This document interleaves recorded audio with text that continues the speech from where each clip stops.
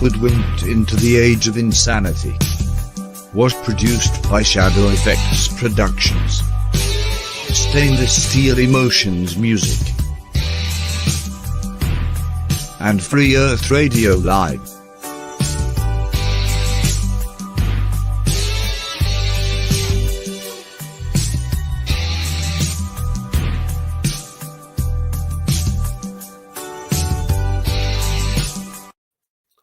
Good evening, ladies and gentlemen, and welcome to another edition of Hoodwinked into the Age of Insanity.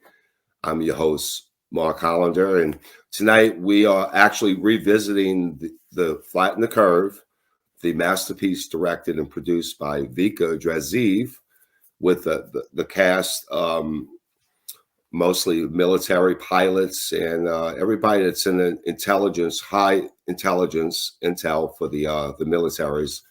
And but we also had three authors that was part of the Curve, and I'm very pleased to bring them on Ferret Radio Live tonight. And I believe we already have Eddie Alencar in the studio, which wrote an absolutely brilliant book. I'm almost finished it. In fact, it's called 16 Emergency Landings That Prove the Flat Earth. If you guys can see that. And I had a couple questions pertaining to the book, just maybe, two or three of them. And of course, he's probably going to get into a lot more detail than I can, when you interviewing the interviewer, sometimes you feel like you're being interviewed by the interviewer. And he's more than able to do so. He does a tremendous job for the community. And we are also waiting in the house for Billy Zig. Billy Zagoras wrote a book called Elusive Curve, and Billy's in Australia. And guys, I do want to apologize for the late start. We scheduled 6:30 p.m. Central Time, but due to the time zone difference between New Orleans, Louisiana, and Kyoto, Japan, as well as Australia. I believe Billy lives near Melbourne, Australia, but I'm not sure. But we're all waiting on Billy Zig to get in the house, and all three authors that contributed to Flatten the Curve. And speaking of Flatten the Curve, it's on every platform you can think of, and it's gotten right at 5 million views in just over 2 weeks. And I'm very honored to be part of that documentary, and I know my guest that's already in the house. Eddie is always on podcasts almost every day, seemingly. But thank you for the time, Eddie. And again, congratulations on your brilliant work. If you can reach Eddie several different ways: Flat Earth, Banjo, USA, Japan, and Brazil. He's got a long name to it, but he's got over 17,000 subscribers. And in the book that he wrote, really in a genius way, he actually portrays his work as part of his YouTube channel. So guys, when you get a chance, just look up Flat Earth Banjo. And Eddie Alencar, thank you for coming on, and welcome again to Hoodwinked. Thank you, Mark. Thank you, Rick. It's a pleasure to be back here, especially talking about flight routes. I really enjoy talking about this subject. So there's a lot of things going on right now, and whenever you're ready, I'm ready. All right. Well, we're going to revisit part of the 16 emergency landings on the lady that was pregnant. She was actually going to give birth in the United States purposely, because very beneficial for Chinese. That's kind of a trending thing that's been going on for many decades to have dual citizenship in the United States. And she happened to be pregnant. I believe she was supposed to have been 30. Good. Billy's in the house, but we're going to finish the question, because I'm really fascinated with the fact that she was supposed to have been 30 weeks pregnant, but if you're over 32, they discourage you from flying. So to make a long story short, she gave birth on the airlines, and they had to from Taiwan to Los Angeles. But as I understand it, they had to stop in Alaska for her to be able to give birth. And if you can tell us a little bit about that, because that story went viral. I saw it on several social media outlets. In fact, it even made the mainstream news, but no one ever gave 2 cents to think about, well, why in the heck would you stop in Alaska? So tell us how many miles that would be out of the way from Taiwan to, as opposed from the Gleason map, as comparison to the Mercator, the globe map. Okay, I flew U.S. and like L.A., Japan, and sometimes I even in my book I have prints from people who take pictures. Right, when you fly, there is a screen right in front of you, right, and Right. several times that screen is showing the airplane going over the ocean. Okay, several times, and I have people who send me screenshots or pictures, say, hey, I'm on this flight here, and it's showing that I'm over the ocean, but I can see land when I look out of the window. Okay, because the flight route, especially these flights from LA, San Francisco to Asia, Japan, China, Korea, they fly according to the flat earth map right here. Okay, it's a straight line from here to anywhere in Asia, Beijing, Japan, and that's got to go over Alaska and Russia, parts of Russia, until it reaches Asia. And the thing is, like, they don't show this to us. They don't show us on the flat Earth map how the flight really goes. So they show us the globe, and then they come up with the flight they call the Great Circle Routes. They say no, it is a globe, but they go over. It's a circle flight. But the fact is, those flights, they fly straight and level, as all airplanes do fly straight and level. There is no curvature along this flight. So the only explanation for this stop in Alaska is when you look at the flat Earth map. That's the flight route. Leaving from Taiwan to LA, he's got to fly over that region. That's why the pilot landed in Alaska, because he was flying right above. Right. That's where he was flying. Right now, flying from Taiwan to Alaska, so he's actually coming over the Bering Strait, I believe, for him to land in Anchorage. Exactly, that's his flight route. Well, another thing I wanted to take you back. I think you started realizing the inconsistencies of the flight pass. I believe, I might be mistaken, but the year 2015, I think a Brazilian soccer team was flying from I believe from Chile to Sydney. I believe, is that correct? Well, actually, that was back in 1988 when I used to work for the airline. I used to work for the airline in Brazil, right? And that's the part of the documentary. So I had access on all parts of the airport. I had like free access to anywhere. So the Brazilian soccer team was departing São Paulo to go to Sydney, and our company had a flight from São Paulo to Santiago, and that's my idea is that the team was boarding from São Paulo to Santiago, Chile, and from there going to Sydney, Australia. So to my surprise, the flight went to Rio, and from Rio went to Los Angeles.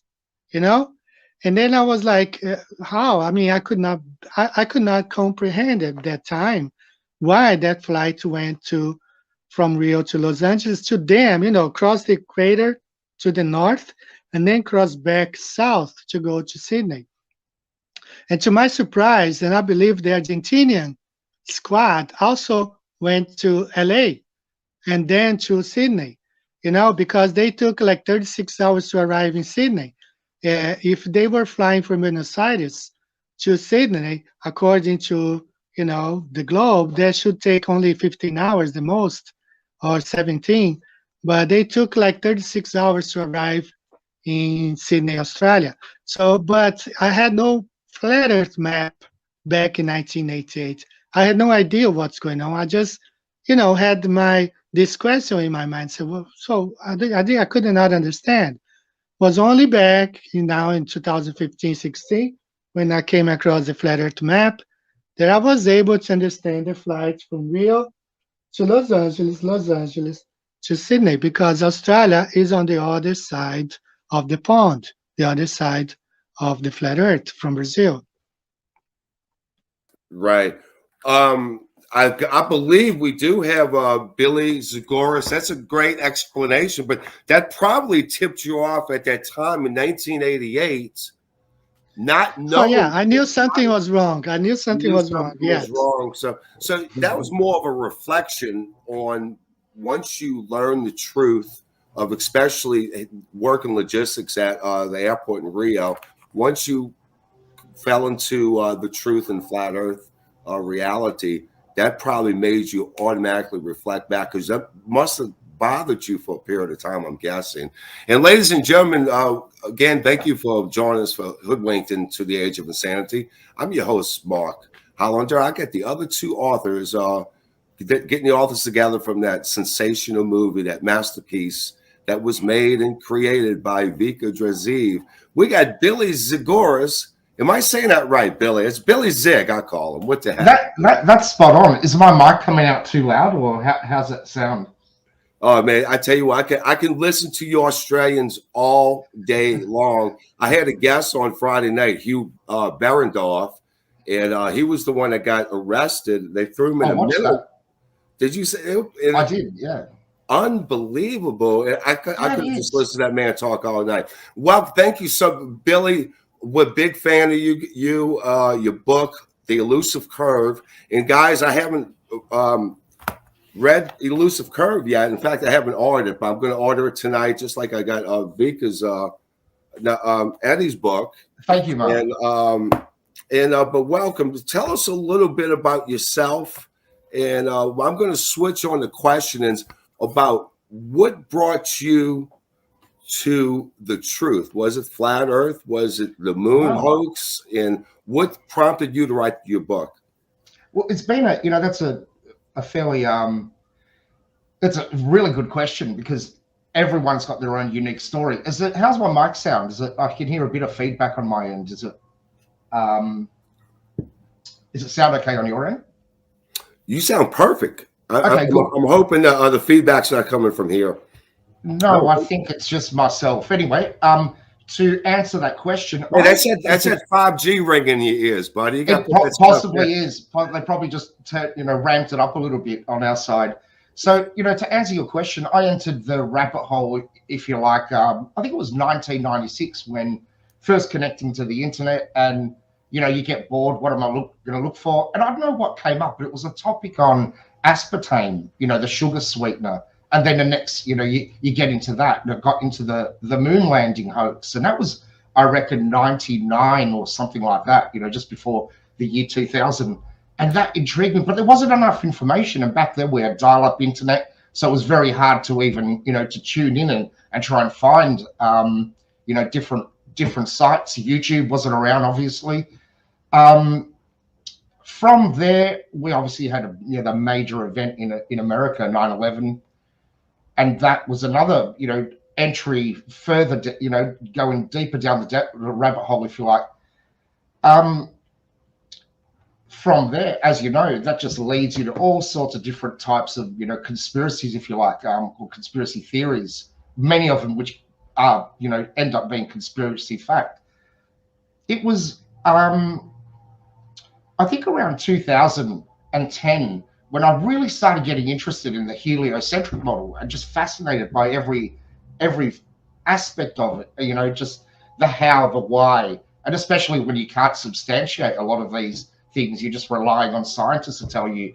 Then, just like a lot of other people, I think it was a friend of mine on Facebook that said the Earth is flat, and he got hammered. It was 2014, very early days for flat Earth, and it put a seed in my mind, I must admit, just like everyone else. And then you start thinking, well, can I? And it must have been about 6 months later that again the topic came up. I thought, no, this can't be happening right now. I've got to debunk this. And obviously, as you pronounced my name at the start, I've got a Greek heritage, and the last thing I wanted to do was to see that we've going backwards in in society that, you know, what do you mean we're going back to flat Earth? That was solved many, many years ago.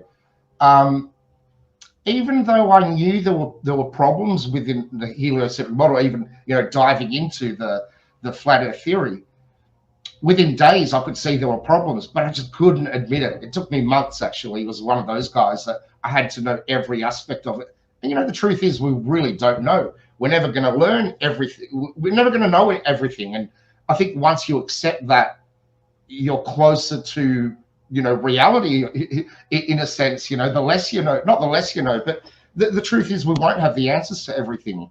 That sparked, I was a moderator on a flat Earth group on Facebook, you know, 120,000 people.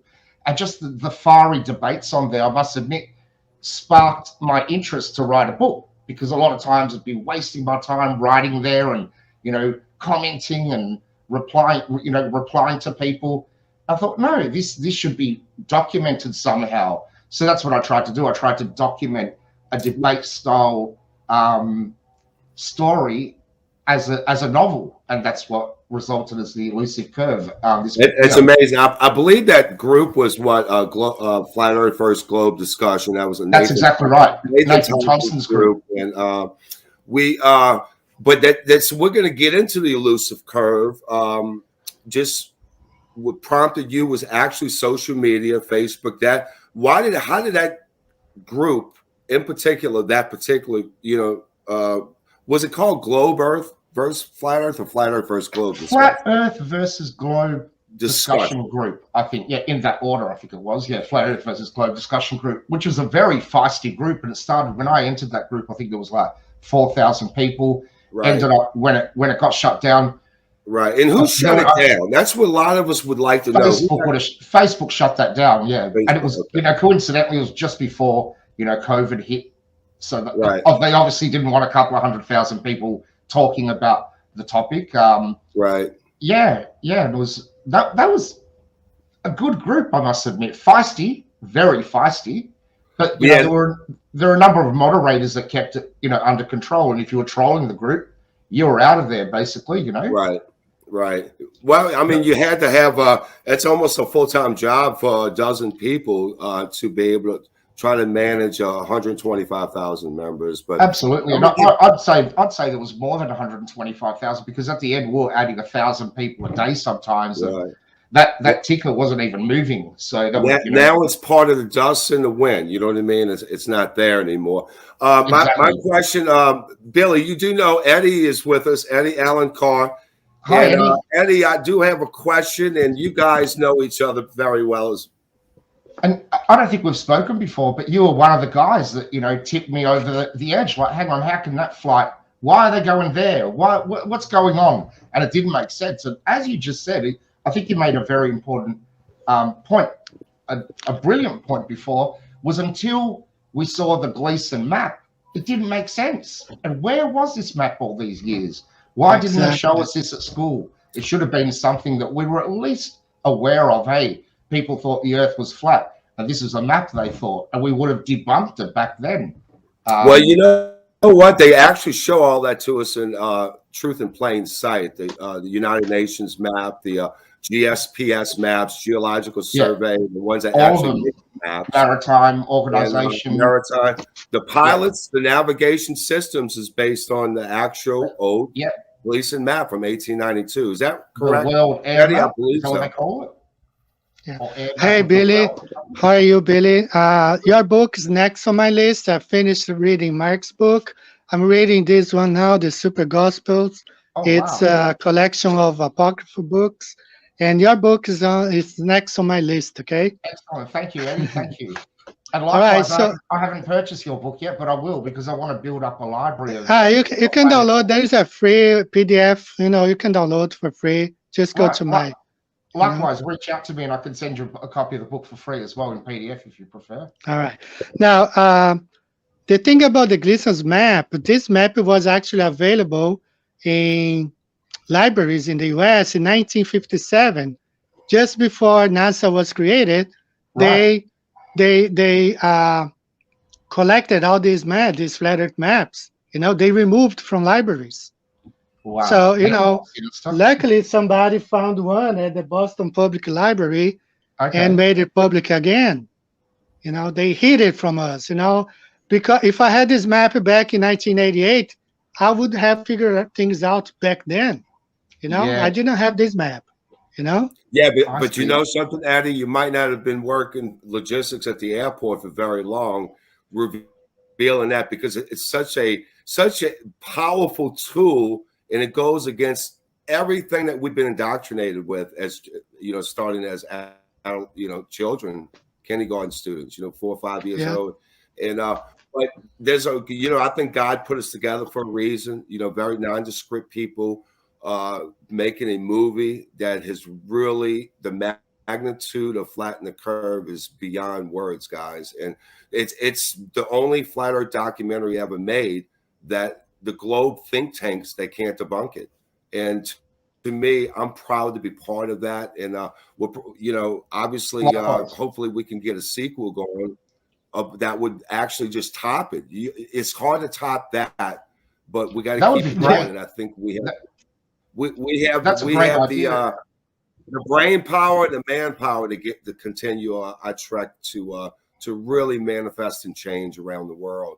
All right, my question, I'm gonna ask Eddie that question about Qantas flight QF64, and Billy, you're gonna find this fascinating. Actually, it's a flight when you the flight's going to the jet streams. I think this flight went from Johannesburg, South Africa to Perth, Australia.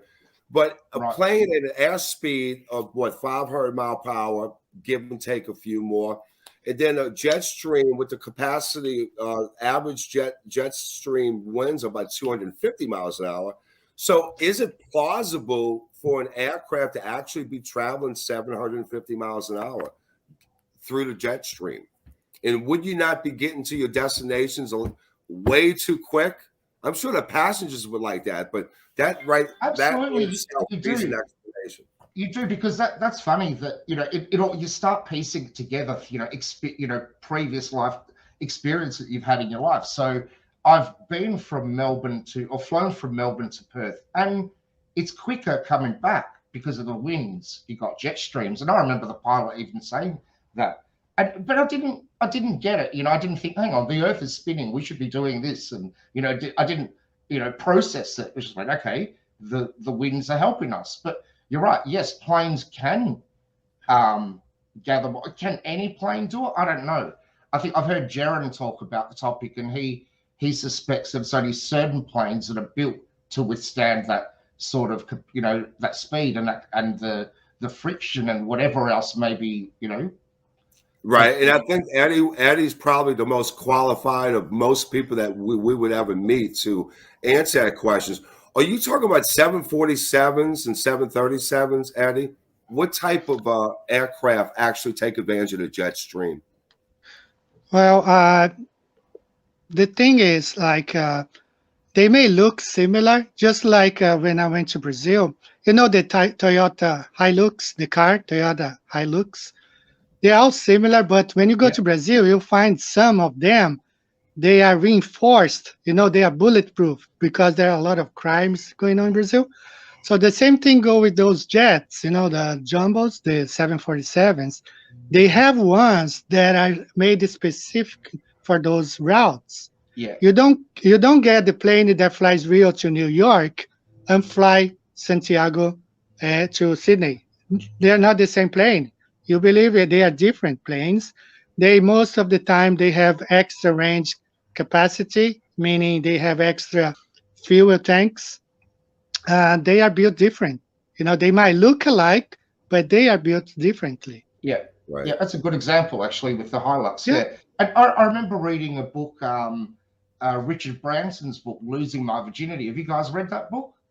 But he talks about, do you remember when he did he went in a balloon and he went around or he crossed the Atlantic in a balloon, or did he go around the world? I can't remember which one it was. But they specifically talk about in that book where he pretty much, excuse the French, he shit himself when the balloon got sucked into the jet stream, and he said they specifically did that to gain extra speed. So I was holding a ball here. It was one of these. Watch. And you can flatten it, one of those stress balls. Well, isn't it great? Just grab that ball and squash it up, you know. Love it, Billy. That's funny. My sister bought that. And you know what people do now that you know, I'm a flat earther, they bring me globes. You know, I've got a globe over here, which I really want to show you guys, because you start to question when, hang on, I'll just. Now, check out this globe here, which is a very old-fashioned globe. Have you guys looked into Tartaria? Yeah, I have. This shows Tartaria and all these unique places.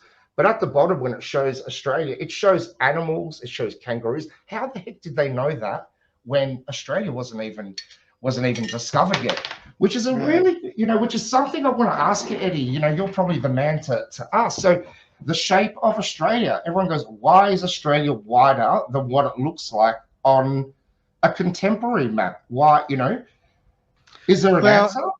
I can tell you that. You see, on the flat Earth map, you can't go anything past 75 degrees, you know? Okay. We have the Antarctica Treaty at the 60 degrees, but actually we can see up to 75 degrees only. So to wrap around the ball, you need 90 degrees from the equator down. So they stretched it down, you know, to make that 90 degrees from the equator down to the bottom of the ball Earth. That's why Australia is stretched down, you know, but the coordinates are still the same. But if you stretch it down, I've done that on Photoshop. I superimpose one on top of the other, and you stretch down, it fits perfectly, because you need the 90 degrees to close the ball under. So they stretch it down. They stretch it all, even Brazil, you know, South America. And I've been thinking, like, okay, this map that I just showed, you know, it's got Australia on here. It shows Australia as we currently present, you know, we're showing Australia at our schools.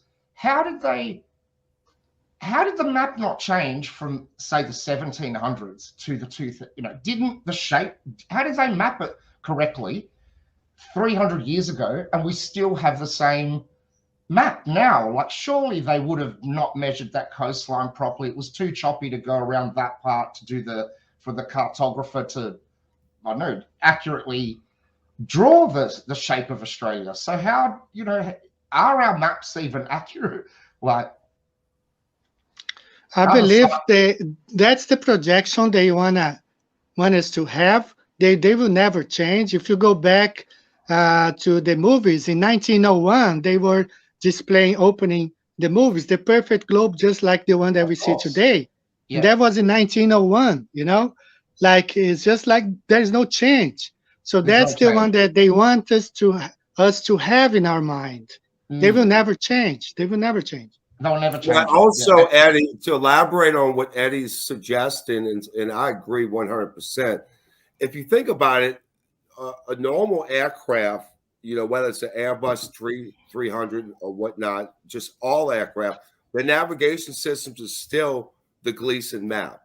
Everything's flat. From point A to point B, it's a straight line. It never gives. Now, they tell you, if you question them, that the curvature's already settled in with their pre-programmed flight. That's all I'm getting. Exactly. That's the general response. Yeah. But Eddie, I had a question for you concerning it's so that, you know, they show you digital images on a digital screen, always 100% manipulated by man. But think about a telescope.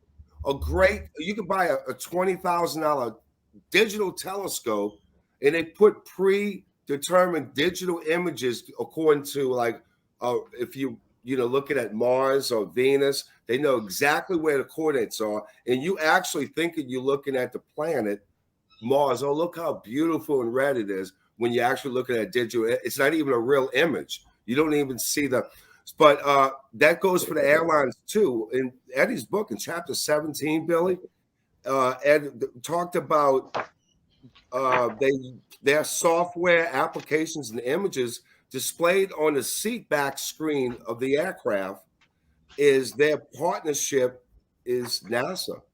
Oh, and wow. I believe a airline called Air Nave, and I'm guessing those Hey, applications are pretty much on all of them now. Is that correct, Eddie? Yeah, they all have partnership with FAA and NASA. They supply all the data for Flight Radar 24, Flight Aware. They all get one data. Don't think they have their own satellites and they are getting their own feed. No, no. It's distributed by NASA, just like the moon landing. They distributed one image for all the television channels, you know? So they mm, distribute one data only to all those agencies. So So, you know, how they get away with that though, guys? If you think about the pilots are using the correct map as far as as correct as you can possibly get. They use for navigation, and everybody in the plane behind them on these digital conflagrated imaginary maps. It's almost like you got the truth flying a plane, and you got the manipulated mass of sheep that's I looking at know. the false image. Man, you just gave me some hope for the future. Could you imagine when the tipping point occurs and most of the passengers in the back are flat earthers? What's going to happen? Do you know what I mean? Like right now, it's the other way, as you said. Most people, their minds are brainwashed. They've got no idea. They just want to get to their destination. They're not really thinking about what's the shape of this earth. But once that seed is in your mind, you're just never gonna. It's never gonna go away. It just grows more and more. You know. Now, Um, well, hey Billy, once you go flat, you never you never glow. go back. Exactly. And it's interesting what you're presenting, Eddie, because people say, well, how could so many people be in on this lie? At the end of the day, it's not. You know, NASA, as you said, is controlling space. They're controlling the presentation in they flight, control right? Antarctica. You've They got a control limited Antarctica. you've got a limited company. Is it Honeywell that make the gyroscopes, right? And Right. the altitude meters and all of that stuff that you can't open and break the seal, and it's a federal offense if you do so. So, you know, people say, well, how, you know, it would take so many people to be on this line. Not really. You know, it looks like it's a very close-knit group, as we know, you know, with all the other scams they pull in the world. It's not, they're not going to have thousands and thousands of people, you know, No, aware of it. exactly. Like the tours, you know, they do the tours to Antarctica. They Exactly, have yeah. like 30 something, 35 agencies. They are owned by by, by one. These are one all guy, these are all you the know. things, you know, if I consider flat earth a jigsaw puzzle, these are all the pieces that you know, Yeah. along the way you're finding and you're piecing it together, and at the end what you're Yeah, left with is a big freaking scam. yeah. But it's a good one. You know, with most scams, you feel disappointed. You know, sure, with flat, you feel disappointed for a short time, but you feel enlightened at the end of this scam. It's a real funny one. You know you've been scammed, but now you're like, far out. I see the world for what it is, and when you see the world for what it is, well, maybe that was the very reason we were put here for. You know, that was part of the lesson to be Well, you know, aware Billy, about. speaking on that point, also, you got to realize, you guys, we all realize this, that most people, most of humanity has been dumbed down to have short memories. The Mm, heavy indoctrination, you think of 9/11, but let's think past. Eddie had mentioned something about Antarctica. Did you guys, I'm sure you're aware of this, is that the Encyclopedia Britannica, as well as the World Encyclopedias, up until 1958, the year that mm. NASA was formed, they actually told you that the firmament was only 13,000 feet past the ice wall in Antarctica. That's Yeah. actually in the encyclopedias. After Mm. 1958, that it on. So you're aware of that, huh? They said 13,000 foot. Now, Admiral Byrd's his fighter planes actually crashed into that firmament and Yeah, I heard that disintegrated. story. Yeah. You know, it wasn't no UFO, all that hollow earth and UFOs and this, all that stuff that these people lie so much. It's Absolutely. Yeah. just, I remember hearing, I, unbelievable. I think I We're going heard to about get Hollow into Eddie. Earth. I Hey, think I heard Eddie, about let's hollow get into your earthing. slides a Oh, little sorry. bit. Oh yeah, That's okay, Billy. let me get. All right, Billy, And then I'm gonna have some Rick, if you questions for can you, Billy, show the slides because here. I'm already your book Got it. tonight. But ladies and Fantastic. gentlemen, Eddie Allen, his slides. Okay, the first one I want to show is this one here. Hi, Rick, can you show this? Okay, so this is a flight from Rio de Janeiro to Los Angeles, okay? This flight used to be a direct flight from Rio to Los Angeles by Varig Flight 839. Now, they don't have this flight anymore. They have two flights from Rio to Los Angeles. One is by Avianca, Colombia Airline, stops in Bogota and then LA. The other one is by Aeromexico, stops in Mexico City and then LA. But this flight used to be a direct flight from Rio to Los Angeles, and I took this flight, okay? So the whole time I expected that I was gonna fly over Central America and over Mexico, okay? To my surprise, this is what happened right here. Let's look at the flat Earth map. We never flew over Mexico at all. So this is the route this flight used to take, Varig Flight 839 from Rio to LA. It never flies over Mexico at all. So I remember flying, seeing all this water here, and then we were under US airspace. Okay, this is one example. And that's what I was telling Billy. They stretched this down and to make it the 90 degrees. So that's why, you know, Brazil looks very different. And another thing I want to show is the jet streams. So this is a live website, okay? This is newschool.net. They used to have here a azimuthal projection, the flat Earth map, just like they did in 1957, like they did in 1958. They removed the dome from Encyclopedia Britannica. They removed the flat Earth projection from here, but we can still see here the jet streams. And you can see this one right now live, 284 kilometers, coming from Australia towards South America. So there is no friction on the airplane when they fly along with the jet stream, because they're not flying against the jet stream, they're flying with the jet stream. There's no friction at all. And just like Mike was telling me, like this flight here, look at this one here, Mike, going from North America to Europe. The speed of this wind right now is 321 kilometers, almost 200,000 miles. So Wow. imagine a flight here from Miami to London, okay? 500 miles, you add another 200 miles on top of that, you have a flight 700 miles flying from Miami to London. So all this is happening as we speak right now, okay?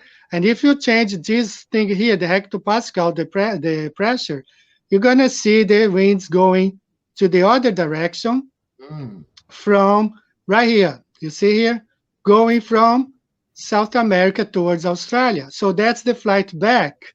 It's a little bit slower, okay? But that's why the flight back, and as like Billy was saying, the flight from the east coast of Australia to the west is lower than going from Perth to the east coast. And you changed that by adjusting the pressure, did you? Yeah, you change here. See the altitude, you go.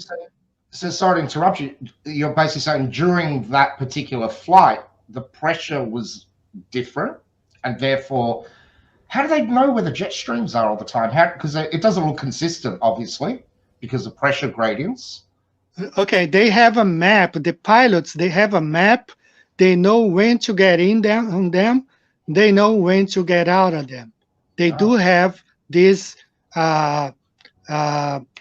The electronics in the airplane, they know when to get on the jet stream or the trade winds. They know when to get off. Yeah, and Eddie, they use meteorological.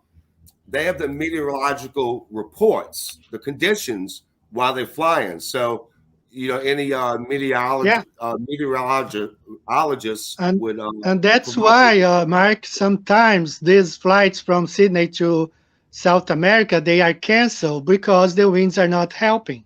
So Right. sometimes they cancel the flights, you know, Oh, and right. then you have to fly to LA and make all those non-stop, I mean, stops along the way. Yeah, wow, Right. that makes Now, so much hey, sense. before we get into the screen two, let's say hi to Flat Fact. Thank you for joining us. Falcon Guy, we love you guys. Biblical Theology, Fisherman in a Box. Barbara Losey, she's that's a familiar name. And welcome, guys. Thank you for joining us. Deep Hose, Real True Seekers, Gary Towner. Thank you guys for joining us. And tell your friends about us. We got a fascinating discussion and Flat Fact. Thank you guys for joining us. Okay, Eddie, continue. And then I'm going to have a couple hard questions for Billy, only because I'm more familiar with your book than I am with Billy's book, just to be Okay, fair. just one. Let's talk one more flight here. This is a flight from San Francisco to Bangalore in India. It happened, I think, last year or the year before, 2020. I don't remember. So you see those globe throws. They say, oh, you place a string, a piece of string. That's the shortest distance. So this is from the website Great Circle Map. So they trace the route for us, you know. So this flight left San Francisco towards Bangalore. It was a flight where all the women, the pilots were women. Okay, but there is a problem. When the company released the flight route, it turned out they displayed the flight route on the flat Earth map. Okay, so that's the true flight route of this flight. It never went according to their Great Circle route, which should have gone through here. You can see Right. how the flight went on the flat Earth map. So I don't know if it was a mistake or they gave us as a hint, but this is what I just superimposed on this greater flat Earth map. But this is the route of this flight, San Francisco to Bengaluru, India.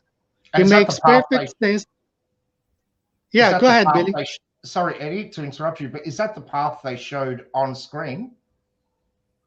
Yeah, they did. They With did. flight? They displayed Yeah. this thing here with the women next to them. Those are the women pilots, San Francisco to Bengaluru, and they displayed this flight route right here. Okay. I don't know if Wow. it was a mistake, but I mean, then you look at the what they call the Great Circle route has nothing like it. Nothing like it. It doesn't make any So sense. Yeah. it doesn't make any sense. Okay. So they gave this one, as a freebie to us, like, yeah. Wow. And Hi, look Mike. and Go look ahead. and look how sweet they look, guys. They all have face diapers on. My goodness. Yeah. Yeah. All right. All right. Go ahead, Mike. You can ask Billy. Thanks, Thank you so Billy. much, Eddie. Eddie is amazing. I tell you what, if I was navigating, whether it's the air or the seas, I'd want him to be in my foxhole with me. All right. Unbelievable. His book is unbelievable. Billy, we're going to order your book. In fact, how can we get your book? And then I'm going to ask you a couple questions before we end the show. Yeah, sure. You can order it. There's a website called elusivecurve.com, or if you Google it, you can go to Amazon and purchase a copy there. Or if you want a free copy via PDF, feel free to reach out to me via email, billyzig@gmail. And I had it on a couple of other stores, but I found, Amazon is like the fastest delivery, and I like the quality of the way they print their books as well. Had it I on just don't like Lulu. the owner, but I like the quality. I as know, well. I know, exactly. Yeah, and they've got, Jeff now Bezos. yeah, they've got an operation in Australia now, so it makes it a lot quicker to get our books. It used to take 2 to 3 weeks before they set up their own print shop here. So, yeah. Well, listen, my question to you, Billy, is not going to be difficult. When I wrote my book, I was a NASA fanboy, just like Eddie was. I was writing a book about UFOs and the 64 different alien races, and but it was hard for me to actually accept flat Earth and all the other. It was hard because It I was was hard such for a me fanboy. too. I was a big globe head as well, I must admit. And you know what I used to do? I'd love, you know, not all the sci-fi movies, but one of my favorite movies was Independence Day. You know, Will Smith and the big mothership comes down. So I stupidly, I love, and I've always been fascinated by the moon. But, you know, if I'd get up in the middle of the night, 2, 3 in the morning, I'd get up and, oh, where's the mothership? Or what, you know, and just imagine a mothership being covering the whole of Sydney. I was living in Sydney at the time. Which is stupid, because when they do that, they take away its sleight of hand, isn't it? Where you're not looking at the stars, you're not looking at other things, you're looking at aliens and UFOs coming from distant planets, billions of miles away. It's stupendous. And I was right into that as well, you know, like, surely we're not the only ones here on Earth. Well, what's wrong with that if we, you know, not on Earth, in this universe? What's wrong with that if we are? You know, but they don't like that, and you know, we're taught not to. And something that is obvious now. When we were younger, like I'm 51, when we were younger, you could believe in God, and if you said aliens existed, you were like teased about the alien part, right? Now they flipped that, they've inverted it, haven't they? Where if you say aliens, they've flipped the script on everything, you know what I mean? As far as my coming out party was the biblical giants of the past, the renowned, when they built interstate highways, railroad tracks, they were uncovering complete skeletons of giant human beings. In Albany, New York, they're 19 feet tall, but they documents. I mean, you can trace the documents, but because I was an archaeologist buff, I just love archaeology, you know. And so I kept trying to find a domino that wouldn't fall down.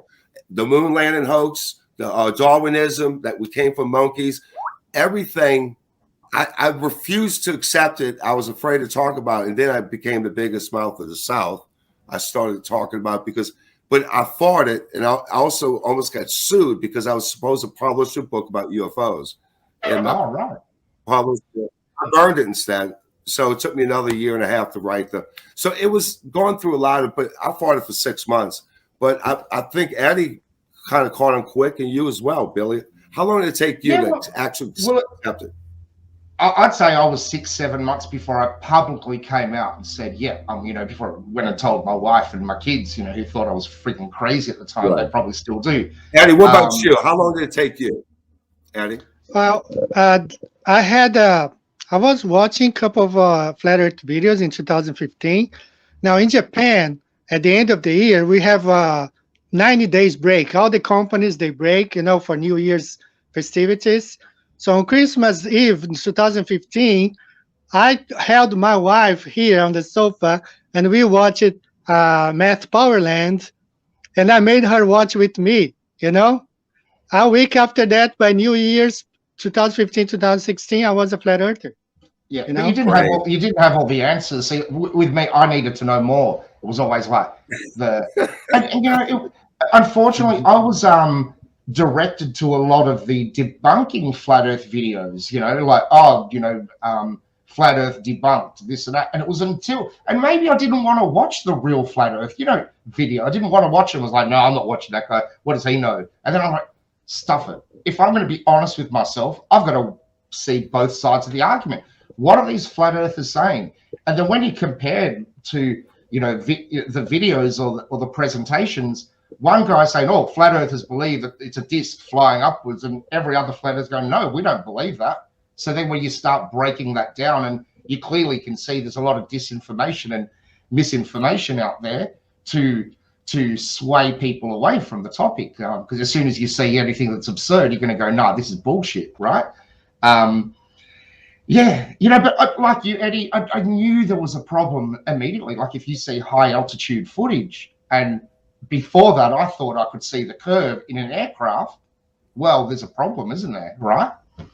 Because that's 4 times the height of what I'm normally, you know, what I'm flying across Australia. Yeah, exactly. Fascinating. It's fascinating. And I think David Weiss says it that there's never a boring day once you're a flat earther, because there's always something new to learn. There's always, you know, a new topic, even if it's not flat earth related. We've, you know, gone diversified, and it's like a tributary just goes in from there, and Tartaria, and you're looking at evolution. You know, who would think that would be questioning evolution in this day and age? And Darwinism, a lot of people think that's settled science, which is, as we know, again, BS. Hey, Billy, going back to what you said about like memes are so powerful today. And Eddie, I know you've experienced this as well, but this is probably what you're referring to is if you guys can see that. I don't when they mix into Yes.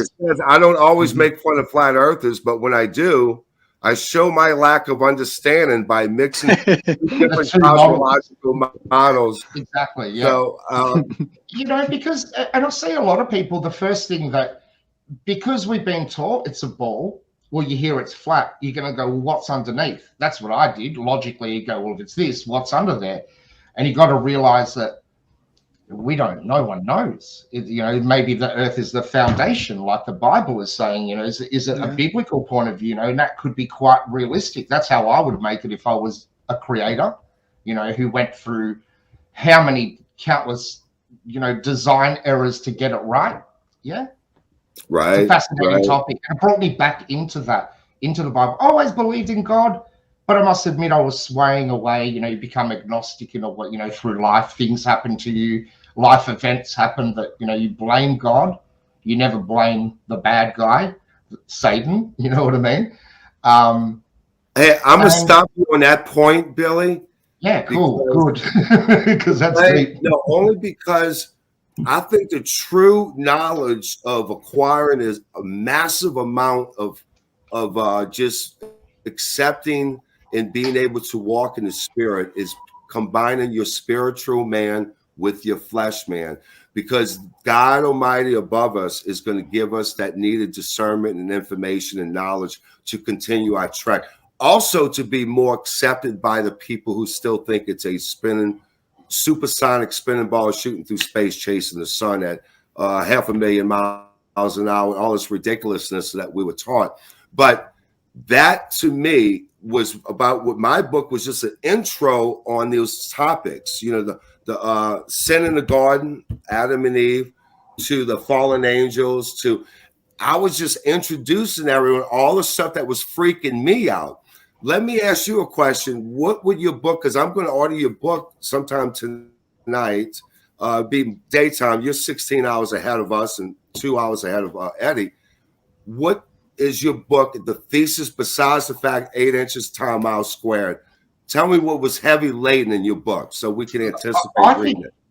I think the key to understanding where we live is our eyes. So the first thing you know, when I presented, because the book kind of starts, if I could read just the start of it, it goes, "What do you mean the earth is flat? Have you lost your freaking mind, Max?" replied Sam, his rowdy, spontaneous outburst prompting several nearby diners to see what the commotion was all about. He responds with, "No, I haven't lost my mind, but I knew you were going to respond like that." There were two best friends sitting at a cafe, and Max turns to Sam and says, "Hey, the earth is flat." And just a typical discussion. And the first thing that Max does or tries to show Sam is how our eyes work. And we have a visual perspective ramp. You know, we have a vanishing point. And until you see that, until you know, we know how our eyes work, which a lot of people, you know, I guess I'd say 99% of people haven't even thought about how the human eye works and how it resolves objects in the distance. We confuse that with curvature.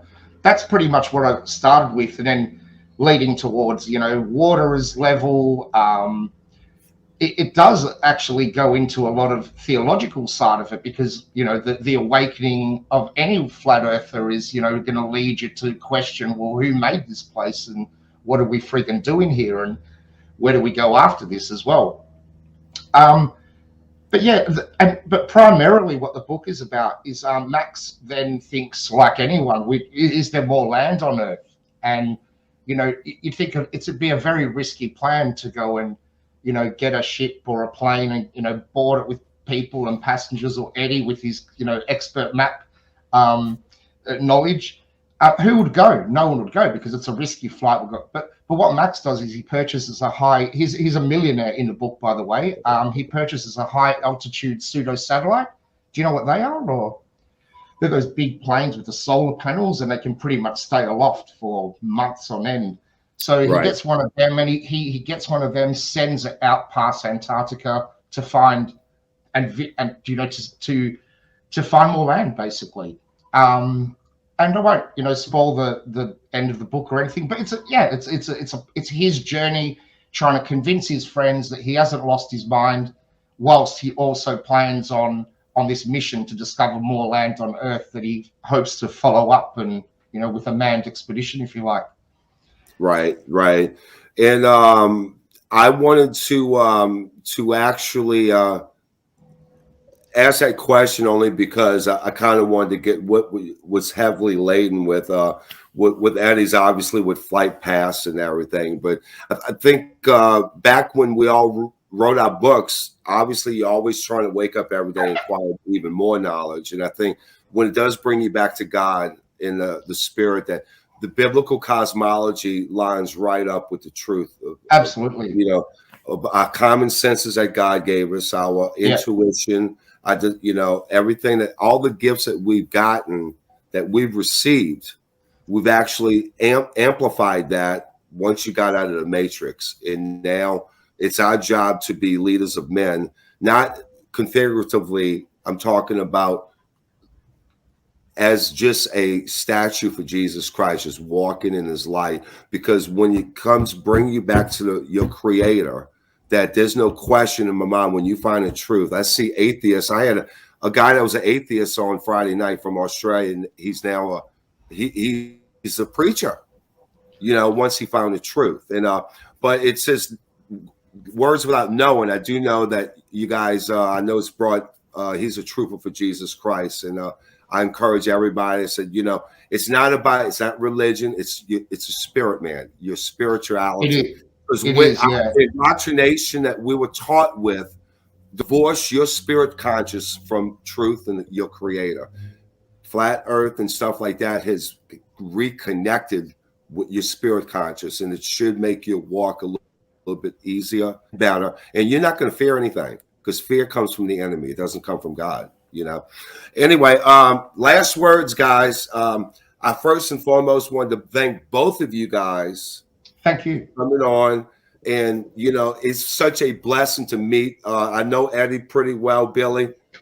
Tremendous blessing for you to come on. We are the three authors that was in the greatest Flatten the Curve. That was awesome. Flat Earth documentary ever. And I'm gonna tell you right now, if we can get a sequel, it's going to be game over. It's almost game over now. I reckon that's a great idea. And I mentioned to Vicar, he could, you know, flatten the curve, you know, and he could branch it off into so many different topics at the end of the day. And it was fantastic. And I love the way, you know, my voice came out a bit funny, but it was my fault, you know, the way it was recorded and the way I set the file. But given, you know, it wasn't A-grade quality, let's admit, but the next one's going to be A-grade, and it's going to get better and better, isn't it? The more progression, the more we progress. But yeah, it was fantastic. I thought it was brilliant. You know, to hear experts talk in the way they did was just like unreal. Yeah. And if one needs to get in touch with Billy Zig, how does one get in touch with Billy? You can reach out to me via email, billyzig@gmail.com. I've got a YouTube channel, Billy Zig. If you YouTube that, you'll find information there. Facebook, Twitter, all that normal sort of stuff. And the website, elusivecurve.com, is the main site. I do offer a lot of information on there as well on Flat Earth if you want to access different information. But yeah, thank you for having me, Mark, and nice to meet you, Eddie, as well. Thank you for coming on. And Eddie, Mike, and hopefully, I think all three of us are in agreement that to connect that spirit, we got the military involved, the military pilots, navigation, submariners, everything, convincing evidence, but it does draw you closer to getting that spiritual manifest combined with the evidence. I think. Yes, Mark, this is a spiritual war, Mark. This is a spiritual war, you know? And I want to add something really important, okay? Please bear with me. I said that at the Vika show. You know how the devil, Satan, counterfeits God's creation, God's things, right? So remember when Moses went to Pharaoh and he threw the rod on the ground, Right. the rod turned into a snake, To a and snake. the magicians from the Pharaoh, they were able to replicate to do the same, right? Right. So pay attention. They are planning a flight from Buenos Aires to Perth. They're probably going to use a drone flying alongside the Antarctic and claim that's a real flight, just like they fake missiles. They paint like United Airlines and throw into buildings, and they claim it's an airplane. So they're gonna fake this. They're gonna pull this off.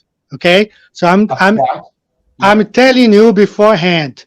April 22nd, they are planning a flight from Buenos Aires to Perth over Antarctica, which is impossible because Earth is not a ball. But they will pull it off. You know, the media, everything, they're gonna say, "Oh, they did it," but it's not possible because Earth is not a ball. So they're Well, I mean, probably gonna fly a drone. they're going to try to do it with artificiality. You know what I mean? With Of course, just like they faked the moon landing, the rovers on Mars, they will pull this off. And you know, they say, "See, flat Earth says it's possible," but I'm telling you, before it happens, they are planning for April 22nd. Eddie, I'm going to tell you right now, we need new conspiracy theories because all my old ones came true. So we need new Yeah, ones. you're right. But even if they do that, Eddie, Eddie, thank you for coming on. I absolutely love your book. In fact, one of my best friends wants to read it, and I only got about 10 pages left. And Billy Zig, I'm ordering your book tonight, The Elusive Curve. Guys, please order these guys' books. 16 Emergency Landings, Proven Flat Earth by Eddie Earhart. Awesome. Brilliant, beautiful book, and it just is so absolutely pounded the pavement with this book, and I just love it. And also The Elusive Curve. I don't have a clue. I haven't read one page yet, but I'm ordering tonight. And guys, please. Me too. It's the next book on my list. Excellent. Thank you, gentlemen. And I'll do the same with your books as well, please. Yeah, I got Flat Truth, and I just to intro the chronology of things that people need to uncover, because the more things I uncovered, the more dominoes fell, and I was trying to find that domino that wouldn't fall, but guess what? They kept falling. They kept falling. They never did stop. You know. Thank you guys for coming on. Much love to both of you guys. Eddie, I'll be seeing you soon. Bye-bye, Billy. And bye, Eddie. Nice meeting you. See you, Mark. Likewise. Billy Zig, God bless you. Stay safe, buddy, in Australia. Everybody pray for Australia. Thanks for joining me. My name is Mark Hollander. You just listened to another edition of Hoodwinked into the Age of Insanity. Thank you for joining me. Good night.